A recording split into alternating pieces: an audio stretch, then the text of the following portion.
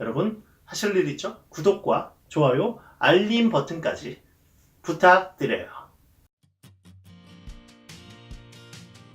네, 안녕하세요. 한코치TV의 한준택입니다. 오늘은 코칭을 이제 교육을 다 받고 코칭 실습을 처음으로 코칭 실습을 얼마 하지 않았거나 아예 처음 해야 되는 분들에게 어떤 팁을 좀 드리고자 합니다. 제가 코칭을 처음 배웠을 때 코칭을 처음 배웠을 때 20시간 교육을 받았는데요. 그 20시간 교육이 다 끝날 때쯤 많은 사람들 앞에서 코칭 지원을 하게 되는 일이 있었습니다. 그때 이제 지원자를 받았는데 고객 역할을 할 사람과 코치 역할을 할 사람이 있었어요. 그때 저는 대학생이었고 많은 직장인 분들과 연세가 많으신 분들이 꽤 있었어요. 그분들 앞에서 제가 코치 역할을 해보겠다고 자원을 했는데 이게 상당히 떨리고 상당히 이게 용기가 필요한 일이었습니다. 근데 저는 어쨌든 코칭이라는 거에 굉장히 매력을 느꼈고 이걸 많은 사람들 앞에서 코칭을 한번 해봐야겠다라는 생각을 가지고 자원을 했습니다.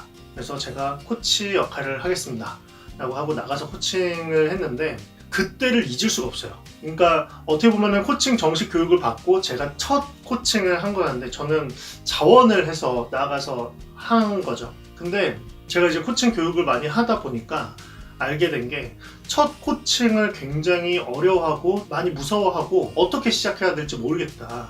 이런 분들이 꽤 많으셔서 이 영상을 찍게 됐어요. 여러 가지 팁이 있겠지만 오늘은 3가지 중요한 포인트를 좀 잡아드리고자 합니다. 코칭 스킬보다는요, 코칭을 처음 실습을 접할 때 어떻게 하는 게 좀 더 수월하고 좀 더 마음 부담을 덜고 할 수 있는지에 대해서 이야기를 해드리려고 해요. 첫 번째는 최대한 코칭 교육을 같이 받은 교육생과 코칭 실습을 하세요. 처음에. 왜 그러냐면 코칭을 알고 있는 사람과 코칭을 하는 것이 아무래도 코칭 대화법을 아니까 순서를 아니까 쉽잖아요. 그렇기 때문에 그 교육생하고는 이게 그냥 실습이구나 라는 것이 통용이 됩니다. 근데 코칭을 잘 모르거나 코칭을 처음 접한 사람에게 보통 그렇게 되면 이제 지인들하고 코칭을 하게 되는데 그 지인들은 코칭에 대해서 잘 알지도 못하고 코칭이 어떤 건지 내가 오히려 설명한 다음에 설득을 해서 실습할 수 있게 도와줘 이런 상황에서 해야 되는 경우가 많이 생기거든요. 그렇게 되면은 부담이 생기기 시작합니다. 막상 코칭 약속을 잡을 수는 있으나 부담이 생기기 시작해요. 이 사람에게 코칭이라는 걸 토대로 뭔가 도움을 줘야 될 것 같은 혹은 내가 아직 잘하지 못하는데 좀 부끄럽거나 창피하거나 그래서 잘해야 될 것 같은 부담이 생기거든요. 그러다 보면은 원래 잘하던 분들도 힘들어요. 그래서 최대한 교육을 같이 받은 사람과 코칭 실습을 하셔라. 코칭 실습을 하면서 코칭 교재를 보면서 해도 되고 또 서로 그게 이해가 되고 상호 코칭을 하기 때문에 이 사람이 잘하는 거 내가 잘하는 거 이런 것들이 약간 이렇게 서로 피드백하기도 좋고 그런 효과들이 있어요. 단 여기에서 주의할 점은 일정 시간이 지나면요, 특히 한 3시간에서 5시간 그러니까 3번 정도 하게 되면요 파트너를 바꾸세요. 같은 파트너와 계속해서 코칭 실습을 하다 보면요 약간 매너리즘에 빠지기도 하고 그리고 발전이 좀 더디게 됩니다. 패턴이 같거든요. 그리고 실제로 코칭 대화 안에서 이루어졌던 어떤 약속이나 이런 것들이 실제로 이루어지지 않는 경우가 많아요. 그러면 어떤 약속을 우리가 뭘 해보기로 할까요? 이런 것들이 이제 결정이 된 다음에 그걸 실제로 지키지 않는 경우가 많아요. 왜냐면 코칭 단지 실습 대화였으니까. 근데 단지 연습이었다 할지라도 실제로 이루어지는 것들을 잘 보지 못하면 약간 에너지가 떨어지기 시작합니다. 그래서 다른 사람과 좀 번갈아 가면서 하시고 3번을 넘기지 않는 게 좋다고 저는 생각합니다. 자, 코칭 실습을 앞두고 있는 그리고 코칭 실습을 아직 많이 해보지 않은 사람에게 제가 조언드린 거 두 번째 팁입니다. 코칭 실습을 처음에 하게 되면 30분 그리고 1시간 이렇게 하게 되잖아요. 2시간까지 넘어가는 경우는 거의 없고요. 넘어간다면 사실 이제 약속을 한 게 아니라면 그렇게 권장하지 않는 거죠. 왜냐면 2시간 동안 퍼포먼스가 날 만한 깊이 있는 코칭이 초반에는 불가능하거든요. 그렇기 때문에 초반에는 30분 위주로 많이를 하게 되는데 30분이 시간이 부족한 분도 계시고 시간이 남아 도는 분도 계세요. 근데 중요한 건 어쨌든 코칭을 진행을 하다가 중간에 멈추지 마세요. 30분이라는 시간, 내가 정한 그 30분이라는 시간을 무조건 지키세요. 30분을 정했는데 1시간으로 넘어갈 수는 있어요. 근데 30분을 정했는데 그 전에 끝내지는 마세요.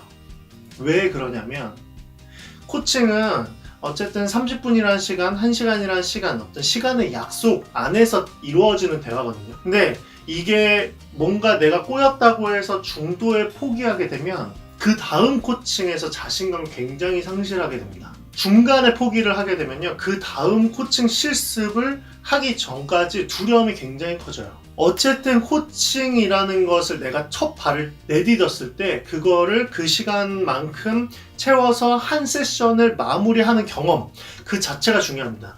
그 코칭이 잘 되거나 혹은 그 사람한테 영향을 끼쳤거나 이런 건 전혀 중요하지도 않고요. 그리고 잘 되지도 않아요. 첫 번째 코칭인데 어떻게 그게 잘 되겠어요.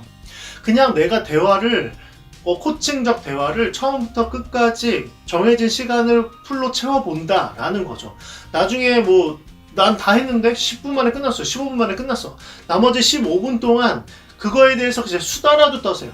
그래서 30분이라는 시간을 채워보는 거야. 내가 정해진 1시간이면 1시간, 30분이면 30분 이렇게 정해진 시간을 채워서 완결하는 경험, 그 한 번의 경험이 굉장히 중요합니다. 그래야 그 다음 코칭에서 30분의 코칭은 이런 거구나, 1시간의 코칭은 이런 거구나, 이런 어떤 감을 잡아갈 수가 있어요. 그래서 절대로 중간에 포기하지 마시고 끝까지 마무리를 해보는 경험, 그 경험을 해보세요.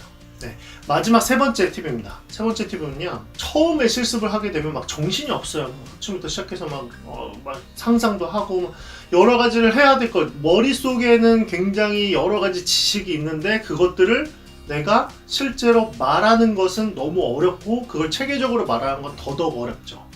근데 다른 거는 다 놓쳐도 돼요. 코치 윤리 규정도 놓쳐도 되고 호칭도 놓쳐도 되고 물론 이제 책을 보면서 하시는 거를 권장을 드리는데 어쨌든 그런 거 다 건너뛰더라도 딱 하나만큼은 기억하세요. 딱 하나만큼은 뭐냐면요, 가장 마지막 질문입니다. 뒷부분에 나오는 마지막 질문 중에 뭐가 있냐? 이 코칭 대화를 통해서 새롭게 발견된 부분이나 변화된 부분이 있나요? 감정의 변화가 있었나요? 이 대화를 통해서 새롭게 든 생각이 있나요? 느낌이 변한 부분이 있나요? 이런 것들을 마지막에 고객에게 반드시 물어보세요. 이거 굉장히 중요합니다. 이거는 코칭을 잘하느냐 못하느냐 이런 개념에서 중요한 게 아니고 코칭이라는 거를 한번 첫 번째 경험을 하는데 그 경험에서 내가 코칭을 잘했건 못했건 상관없이 이 대화가 고객에게 의미가 있구나, 고객에게 변화를 만들어내는구나, 이거를 발견하게 되는 포인트예요. 내가 아무리 코칭을 개판을 쳐놔도 이 코칭 대화를 개판으로 해도 고객은 어쨌든 그런 대화 형식과 그런 대화법 그리고 나와 나눈 그 시간 안에서 무언가를 발견합니다. 그 고객의 그 힘, 고객이 스스로 발견하는 그 힘, 그거를 코치로서 느껴야 돼요. 그 경험이 매우 중요합니다. 그래서 첫 번째 코칭은요, 다른 거를 다 못하더라도 이거 하나만큼은 하고 마무리하세요. 특히 처음 필드에 나가서 경험하는 분에게는 매우 새롭고 특별한 경험을 선사해 줄 질문입니다.